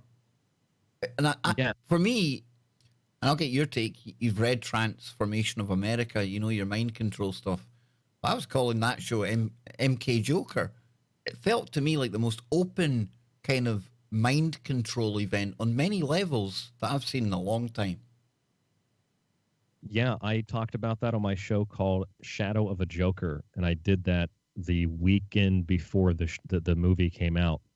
And I went into the details of the U.S. Army, the FBI, and what they claimed they had seen on the dark web and other places about a potential threat or a potential shooting at one of the theaters, particularly in Texas, I believe, was where they had said that it might happen. California was another one as well.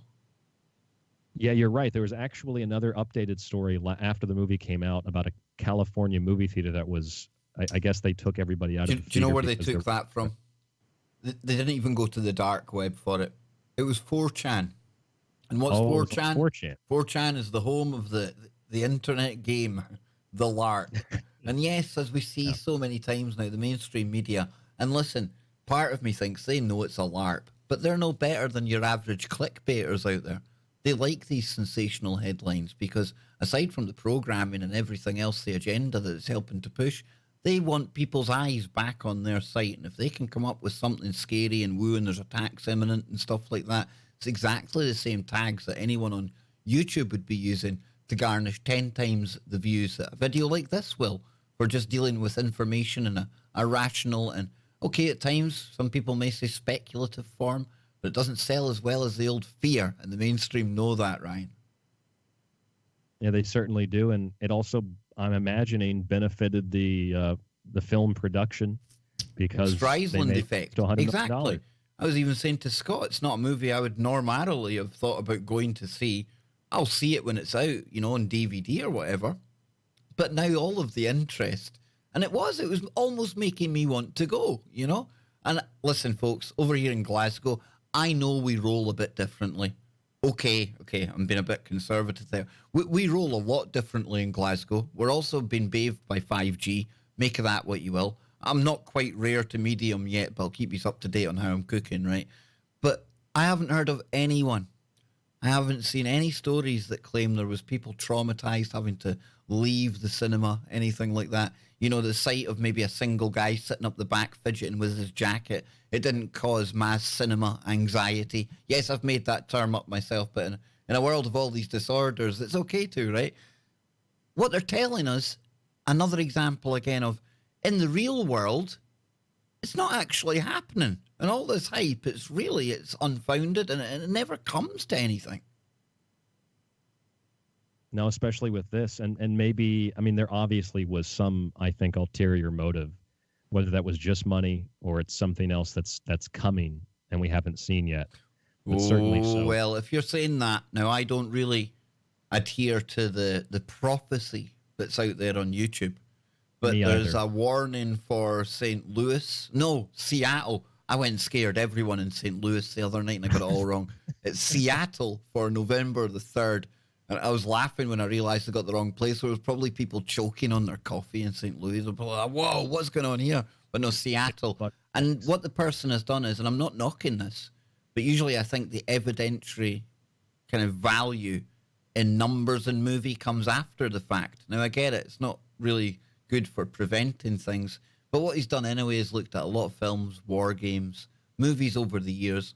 The number 11-3-3-11, that timestamp keeps coming up and up and up. And he's found lots of movies that have the Seattle needle in there time and time again. But, you could take probably 100 films and sit and make 100 conspiracies out of them with 100 different dates. You tend to find that once you've got your mindset on Seattle, November the 3rd, you go looking for that then. So you're almost like it's confirmation bias takes over, right? And you could make a case for events in cities every day of the year, all the way around the globe, Scott. Remember in the original, the Dark Knight series, with Heath Ledger and all that. Remember when people were pointing out that certain school in Connecticut. Was that not the one that had the American football stadium crumbling away as well? That was the third Batman. That was the one with Bane. Yeah, because that clip's come up again in this particular rehash of the numbers and the coding. See, that's all making predictions of future events that never ever come true. And even maybe you get it right, but you'd never know because you've done enough to scupper their plans. Yeah, or you get one of these situations where basically it's self-fulfilling prophecy, where people and I'll just outright say it, David Wilcock say, it's a big event, it's coming, a big event, and then anything that happens, see, I told you the big event happened, and then people throw money at him. I lost a mouthful of my dinner the other night. I seen it again on YouTube. He's promoting something big coming in 2020 now. I dare say it's Gitmo filling up. There'll be mass arrests. But folks, we're out of time. Remember to email Ryan at yahoo.com. That's rdgable@yahoo.com. Give him 10 forms of divination. I've started you off with necromancy. And what you get for that is a copy of the Technological Elixir. Before we go, let me remind people, tune in tonight to Ryan. His show will be on. He's talking about Xenomorph. So, yes, very, very good show. Thank you all for joining us. I'll be back tomorrow on the Safe Space. Don't go anywhere, folks. Joe Joseph and the Freedom Link is coming right up. There we go now. Obviously, we're still with our very, very good and close friends here over at YouTube. Great show tonight, Ryan, as per usual. Sorry if I was a bit distracted during the first segment, but with all that YouTube, pardon me, all that YouTube stuff going on, I'm telling you, man, need to be like an octopus here with hands there, eyes there, everyone. I'm telling you, it was crazy stuff. So thank you for being patient with me, man. And again, a thank you to all the audience out there because, You know, I think the majority of people really, really enjoy when you talk about these topics, dude. I'm glad, and I appreciate you having me on the show. Sometimes I feel like I rattle stuff off so much that I can't even keep up with myself. But there's so much to talk about, and You see, if someone's that's the secret of being a good host, right? It's not the questions that you ask, it's knowing that the best information comes when you shut up and you just let somebody talk. Because when somebody like you in particular, I know it's going somewhere, and I've got this habit of butting in and interrupting. I know that it's something I need to work on, but I try my hardest just to let you go on that roll, Ryan, because I know it's going to lead somewhere, dude. But it's hard as a host too, Kev, because if you have a certain type of guest on, they will talk the entire show and not even give you a moment to take you to break, which I've had before. Yeah. Not a bad thing necessarily, but there's a skill level there in trying to direct the conversation, which you really have to develop as a host. Oh, that kind of thing back in the day. And I was silly, really, because I had likes of Jordan Maxwell on, maybe like before I'd done 50 shows under my belt. And I really do wish now, not that it was a bad show at the time, but I wish now the polished Kev Baker show, the one that wouldn't panic when little things happen. Oh, man, what a show that would be now. Absolutely. Do you want him on the show? Do you have his contact? I do have his contact, and maybe, I don't even know why I picked him out in my mind there. Maybe it's time. This is how the Kev Baker mind works. He came up randomly in my head there. Not randomly, because where attention goes, energy flows. I think he was the first man that I heard ever talking about that kind of thing. The currency, the banks, energy, all that stuff. Jordan Maxwell, man, oh man. There's somebody. There's a legend. I just emailed him 2 days ago, and he's been on my show like 7 times. He's about to come back on, so I was curious if you had the contact. I was going to just give it to you. I do, man. That's pretty synchronistic. How old is Jordan Maxwell now, roughly? He is in his 7th decade, I believe. Easily.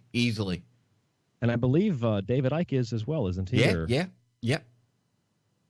Ike. You've got Jordan Maxwell. Unfortunately, we lost Jim Mars, who I'd have definitely put in the same ilk there. Stanton Friedman as well. We lost him recently, you know. Yeah, you know, it's sad that a lot of these guys are getting older, and well, that part is sad in a sense, but the really sad part is that a lot of their work is being taken over and turned into literally a joke. It's just being turned into a giant joke by a bunch of people that are opportunists that want to make a quick dollar, or they want to pick up some extra girls, or they want to get their name out there and become famous. And you've always had that.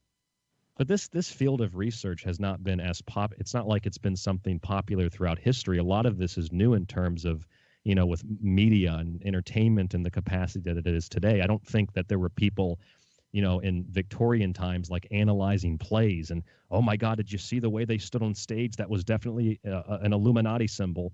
A lot of that's just brand new at the end of the 20th century. They were standing there, men in tights, drinking their long yards of ale. Did you see that symbol that was floating about behind that Shakespearean character? That's a devil symbol. That's a devil symbol. That's a devil symbol. That's an Illuminati symbol. Do you see the way that the stage kind of looks like a triangle? That's the Illuminati eye. That's what we're talking about, dude. That's what I'm on about. You know it. They see symbols everywhere, right? And Lothar in the chat room, I hope you're still here, because you know most of these plays were done on a black and white checkered floor, right? Lothar's my friend. You see, guys, if reincarnation was real, I can picture me, Kev, and Ryan, like back in the 1600s, you know, watching one of these plays, and we're just sitting in the crowd next to each other, nudging each other. Look, triangle. He covered his eye. Look. Yeah. A pirate's got an eye patch on. He must be in the Illuminati. But I tell you what, we're talking about legends past and present. We've got a living legend in the chat room right now, folks. Oh, wow. Zing. Yes. The glazed donut himself, my very good friend, Mr. Charlie Robinson. It's so good to see you in there, man. I'm telling you. Yes, exactly. And Charlie's going to be back on the Kev Baker show next week. I can't wait to hang out. And folks, if you haven't caught it yet, Charlie, so proud of him just recently, because myself and him done a show where we mentioned the same YouTuber, the same researcher, Sean Atwood. at the same time, and we'd both been watching him, and I went on to get him on the show, and Charlie was over the moon with that. And then the other day I got an email, Kev, you'll never believe this, I'm going on with Sean Atwood, and it was brilliant, folks. So if you haven't seen that, head on over to Sean Atwood's YouTube channel and watch probably the two shiniest headed individuals in the whole of the alternative media. But I tell you what, it's true what they say, eh? When you take the hair off there, it's almost like, Scott, overclocking the CPU. You must be able to get it a bit hotter in there. You can get it firing a bit more. Because these two guys knocked it out the park, man. I'm starting to get there, man. I think I'm reaching that point to where I'm just gonna have to. Look at this, dude. I've got the thick mop. My mum and Anne tell me it's thinning, but I don't see it. I'll just keep that bit covered there. And then I can join the ranks of the great ones like Charlie Robinson and such. And yeah. Yeah, there's some guests you come across, and Charlie knows it. Even his mum says there's something weird about me and Charlie. No, we're not going all soy. We're not going to run away with each other. No. But it's like we were saying earlier, that soul family, people you just, what seemingly is a random connection. And I remember Charlie's email coming in, never heard of the guy before in my life. And the minute I seen like the octopus of global control, it just struck me, Scotty. It's like one of these shows, you don't know who it is, but there's something there that you know you have to do it. You have to pursue it. And then you talk to the guy and you're thinking, hang on, I've been speaking to you for a grand total of 3 minutes now, so how come it feels like I've known you like forever? What's this all about? And so many of us are experiencing that. Ryan's another one, you know? It's just that like-minded synchronicity, that lock-in, right? When you know, when you're talking to somebody, you're like, yeah, this guy gets it. It's a frequency. Yeah, it's a frequency that they know what's up, you know, and you know, you see a lot of that going on now. And, you know, I get that. I think a lot of that could go, you know, that's a whole conversation in itself about entering a new age and people awakening to stuff, and kind of you're seeing this natural sort of hive mind take place alongside them creating an artificial hive mind, right? With AI and trying to get Dang, what happened there, man? You guys like done musical like Skype there. You moved boxes and I didn't touch a thing. What the hell, man? See, wow. Oh, I'll tell you something weird. But I'll tell you what, I'll ask you this, Ryan, Scott, and this is something that I think it's interesting. I certainly I believe there's something there, but Shakespeare, right? Who was Shakespeare?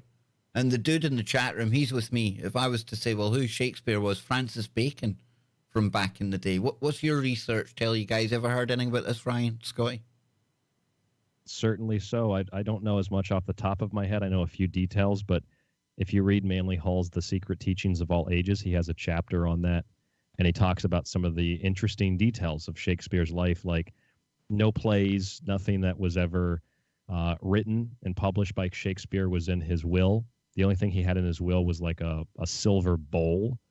His daughter. A pair of manly tights. A pair of manly tights, yes, that he wore on the black and white Masonic floor. And his daughter, which you would imagine, you know, being the daughter of a famous playwright, author, that she would be literate, and she was illiterate, and she couldn't read or write, as far as the history tells us. So there are a lot of little details like that I found just fascinating in Manly Hall's The Secret Teachings of All Ages, which is what my show's actually named after. And he also talks about the relationship specifically to Francis Bacon as well. So, yes. And Scott, we've got Lee adding to the mixture here, saying that he's heard that Sir John Dee and Bacon were kicking about doing this at the same time. Yeah, you know, I haven't looked too much into the Shakespeare thing, honestly, but I do think probably it was Sir Francis Bacon as well. Another thing I have to add to this is that this actually ties into Oak Island, if you can believe it or not. Big time. I mean, Scott, arguably, some of the evidence that they collected in the last couple of seasons, the parchment, the ink, the oldie worldy style ink that's in there, I think it definitely fits with that kind of thing.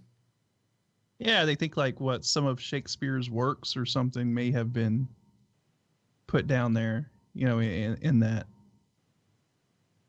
tunnel, you know, that the whole thing that they're trying to excavate in Oak Island. So I thought that was kind of interesting. But yeah, I don't think Shakespeare himself really wrote all of those works or did any of that, you know. And D, there's an interesting character, eh? Very interesting character.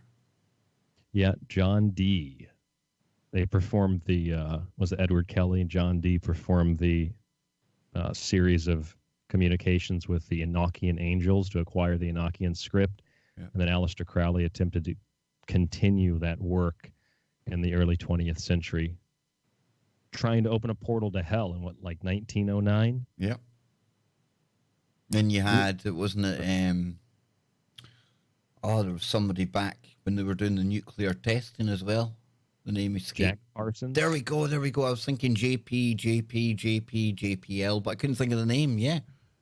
And this is nothing new. It's back to this ancient magic, you know, opening the portals, and it takes us full circle. You like that, Scott? Full circle to where we started today. And you had a quick update on Stull, I believe, or did you give it out during the break that time when I went to make coffee? Can't remember. Oh, I gave it out. I was basically saying that my dad, back when he was like in high school, that they used to go out and party in the cemetery. Well, Ryan dropped. Now we've got half a Scott. We've got like cut him in half. I'm doing like my David Copperfield with him. I'm going to rearrange him in a minute. I'll pull a curtain in front of him, and there he is. He's back again. See? Voila. Absolutely.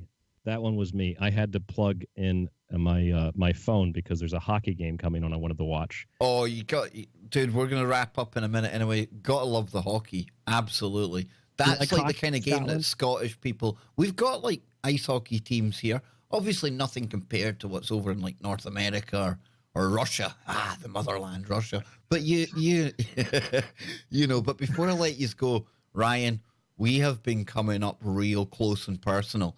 And Scott in particular, his family, with literal paranormal portals. And we were talking about Linda Godfrey, who's going to be coming onto the Kev Baker show very soon, as is a Hollywood Insider, confirmed for the end of the month. I'll be promoing that next week on the show. Yes, indeed. But Linda talks about the dog man, but I want to ask you about the shadow man, shadow entities. Anything you've come across in your shows about that? Because, Scott, there's some weird activity going on there, dude. Not only just shadow people, but shadow animals. Yeah, it's not me experiencing it. It's my brother that's experiencing it. So, I don't know what to make of it, man. I don't know what to make of it. But have you come across any of this stuff, Ryan? You know, the shadow people, shadow. Well, Linda will be able to talk to you a little bit about that. She writes a little bit about that in her books. I'm not sure her knowledge is extremely extensive, but she will talk a little bit about that if you ask her. Because she's been on my show several times, and I think maybe we breached the subject once or twice. Of all the things I talk about on radio over the years, all my experiences, even before I got into radio, maybe one of the things that consciously and subconsciously propelled me into doing what I do, what made me interested in things that are beyond the norm, was because as a kid, I had a lot of experiences that were similar to that. I had an experience that was kind of consistent, but a series of different types of things that I saw at a place that I lived in West Virginia, outside of or on the outskirts of the city of Morgantown, where, by the way, the new Fallout game is based, and that's been fun to play that. Interesting. But there was a house I lived in temporarily there, and I know maybe people think, hey, he's making this up. Hey, this is what he does for a living, so it sounds good, but this was long before I got into radio. I never really talk about these things. So I saw a guy on the porch one day. I was home from school, and I remember it vividly. I looked out the window. He was there. I kind of blinked, and he was gone. And he looked like, the only way I can describe it is some kind of like 1800s Civil War outfit. Dark blue, gold buttons, something that would have been high in rank. And then another time, the same house, same place, right out front where the front window is, where the living room is. I'd come home every day. I'd watch like Seinfeld or something, and I was home watching TV one day after school, and I go to the bathroom down the hall. I come back and I felt a very, very cold, frigid, like the temperature dropped very quickly. And this was all happened really fast too. And it felt like something took my breath away. And I remember looking up and I saw, if you ever seen the movie The Grudge, that black mist, I didn't even know what The Grudge was. I never watched scary movies as a kid, but I saw it later. And then I thought, well, that's actually what I saw as a kid. And I saw this black mist stuff in the living room, which I had seen after that a couple of times. And I saw in the same house a third incident. I went down to the basement, and I remember telling my mom, I don't want to go down to the basement. That's how we got out to the car.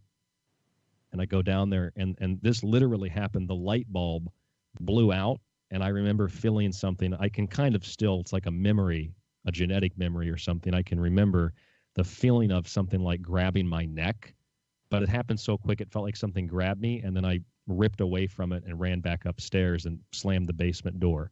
That all happened in the same house, and then I had to cut this story short. I had several other experiences in the other house I lived in before I moved back to Florida after high school, and I had a really bizarre experience. I had a lot of like compulsive problems, cleanly problems. Oh, always inappropriate timing from Baker, eh? I'm terrible, man. Hashtag 76ers. Oh, and I need this book. Now I have to read again, dang. You see, that's what we do to you here, Sid. Sid, thank you so much. A thank you to everyone as well. And folks, we got Aunt Nanny Granny. I don't know if it's a new member or a returning member today. We're down to 21 emojis, or 21 new members needed for that next emoji. And remember, we are going to have the 100 Club party when we get the next members to reach that milestone. You get all of the crazy emojis that we've got here. The hairy hands, which obviously one of my haters doesn't appreciate our coverage of the hairy hands from what I was reading in the chat room earlier on. Go figure. Deal with the hairy hands. There's going to be a hairy hand emoji. And I tell you what, that comment itself absolutely confirmed. The next emoji for 100, it's going to be hairy hands holding 100. How's that sound, folks? Okay. So please. The hairy hands should choke the blue chicken. Absolutely. And of course, the next time I speak to my handlers at the mothership down at Google HQ in London, it would be really lovely for me to say to them, well, thank you so much, handlers. You helped me get to that first major milestone. Now let's take it up a notch and, you know, hopefully get even more subscribers in here. Scott's convinced we're about to blow up. You know, we've got Ryan Gable and guests like Charlie Robinson. The touch of a finger that we can bring on here. Things are going to explode here soon, folks. And of course, a big shout out to the algorithm. I love you, Deep. I love the algorithm. I love you, Deep Learning. You're so good to me.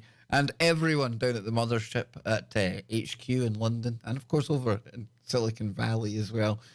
But for members this Sunday, Scott laughing, look, you know, that's my way of diffusing any of the trolling that's going to come my way. Because if I can have the biggest laugh about speaking to Google, I'm going to do that. I'm going to take the fun out of it for the trolls, man. Embrace it, Kev. In fact, maybe one time you should actually bring your handler onto the stream. Oh, you'll see me all gooey-eyed and things. She's a very, very, very nice young lady. Yes, indeed. Big shout out. But no, all joking aside, folks, I really appreciate all of you out there, whether you're members, donators, or just people who come to chill out and listen to the information.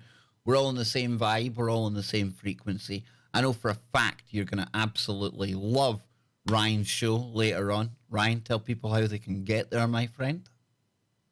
Yeah, I was telling that story, and I've discussed it on my show before. So if you want to hear that entire story, you can go to thesecretteachings.info, and maybe I'll do a show on some of my experiences coming up. Tonight's show is called Xenomorph. It's a Greek word. It means strange form. And you can see in this promotion, actually everybody's watching on YouTube, you'll see in the bottom right, Lady Gaga in Bad Romance. You'll see above that, the image that is portrayed in her likeness in the Alien Covenant movie.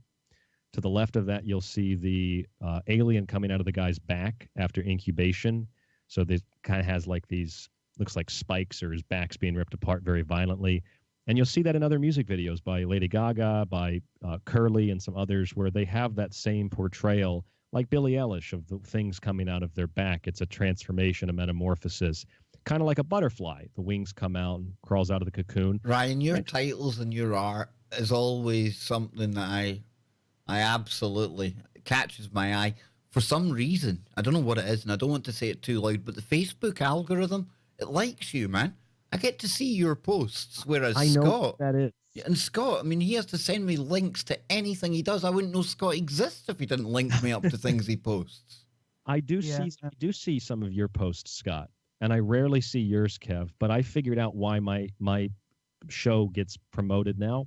It's because I removed the link to the secret teachings, and anything that might be potentially controversial or flagged, I put dots in between it, or I spell it differently, and then the algorithm doesn't pick it out. Dude, you've just taught the algorithm. You've just told the algorithm what to look for, man. It's a dangerous game, dude. It's a dangerous game. Nah, but listen, folks, thanks so much for tuning in today. I'll be back tomorrow. And potentially, I say potentially, I've got to fire off some emails. I've got to work some magic. I've got to open portals. And I'm only joking. No. But at the weekend, aside from the members only stream on the Sunday and the weekend antics, I can only call it antics that I get up to with Scott and Joe Joseph, there's a little chance, a little bitty chance, maybe a little bigger than little bitty chance that there'll be another impromptu stream at the weekend. And not only that, because you already get enough of me, but I listen to you out there. I know what you want, and I take that on board. And through no work of my own, this is how the universe works. When was the last time we had Nano Girl on the show? Long time ago, right? And it's no conspiracy. We've not fallen out anything, but Nano was moving house, and real world, it catches up.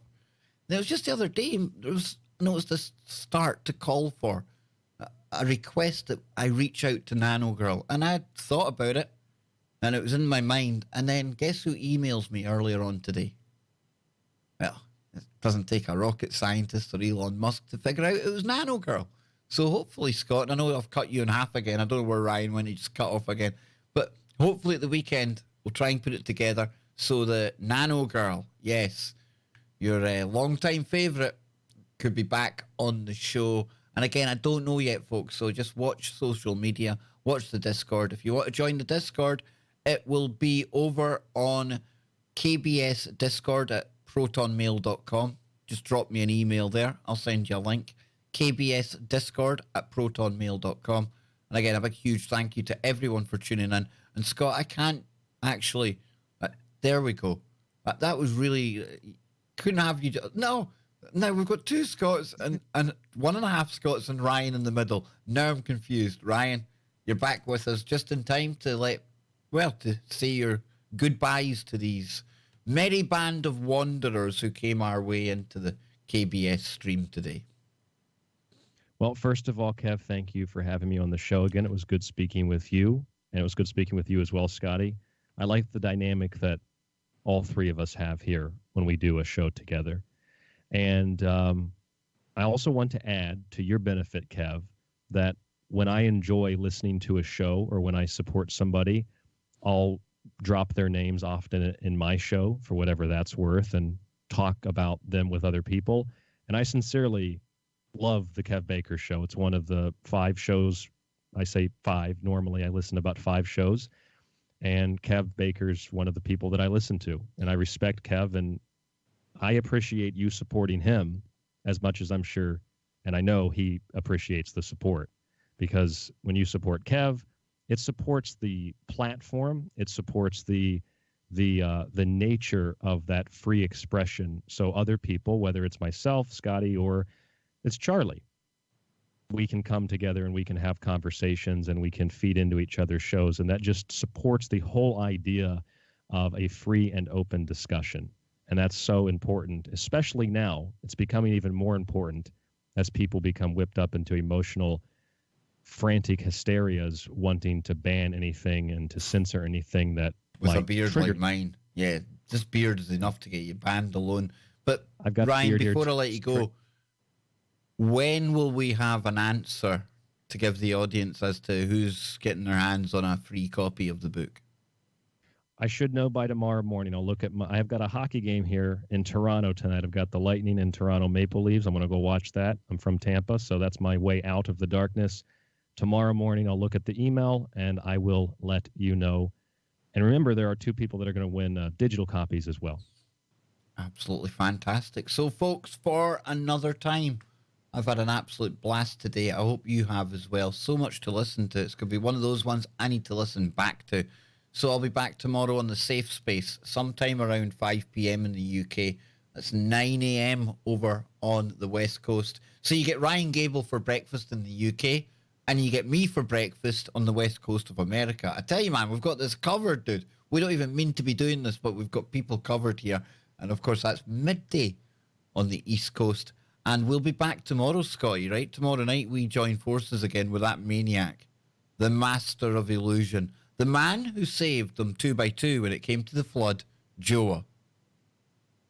Yes, it will be Freaky Friday, and as usual, the woo dial will be cranked to 11, and I'm sure there will be lots of shenanigans afoot. So, yeah. And this is what I love about this audience. You know, I remember a time when I was quite apprehensive to mention that I liked to watch or participate in any sport because it was almost as if taboo. If you're into the information and you're, air quotes, awake, well, you can't be distracted by something that entertains you. But, you know, Ryan brings up the ice hockey. I know Kristen, big ice hockey fan. Loads of people, you know, shouting out their favourite teams in the chat room right now. Absolutely, folks, you need some form of escapism, be it sport, be it movies, whatever. And trust me, all of this stuff, it's still waiting for you the minute you come back to it. And it's always good to unplug and have some selfish you time. Because remember, you literally are the most important person in this universe, and your family around about you. We might not be able to change the world, but we can change the worlds of those around us. So for another night, we are out of here. I'm going to find some really cool music because I've got the best music in the business, as they say. We're out of here, folks. Thank you.